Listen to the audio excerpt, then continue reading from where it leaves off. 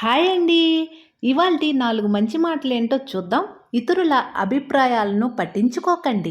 ఏ పనిలోనైనా సరే మీరు విజయవంతం కాకముందు అత్యధికులు మిమ్మల్ని ఎగతాళి చేస్తారు. విజయవంతం అయ్యాక మీ కృషిని అభినందించే వారి కంటే అదృష్టం వల్లే మీ విజయం సాధ్యమైందని ప్రచారం చేసేవారే ఎక్కువగా ఉంటారు.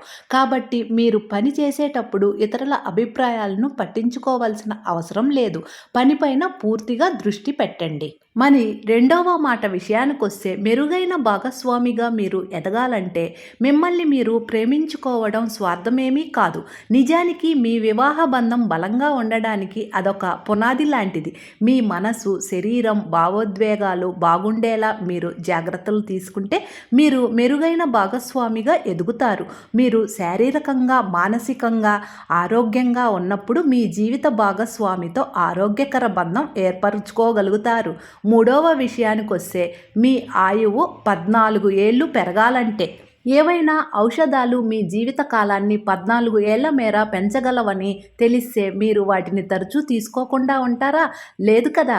పోషకాహారం తీసుకోవడం, వ్యాయామం చేయడం, బరువును నియంత్రణలో ఉంచుకోవడం, మద్యం ఎక్కువగా తాగకపోవడం, ధూమపానానికి దూరంగా ఉండడం అలవర్చుకున్న వారు సగటు వ్యక్తుల కంటే 14 ఏళ్లు ఎక్కువగా జీవిస్తారని అధ్యయనాలు చెబుతున్నాయి. వాటిని ఏమాత్రము నిర్లక్ష్యం చేయకండి. 4వ మాట, బ్యాంకు స్టేట్మెంటుతో భవిష్యత్తు తెలుసుకోండి.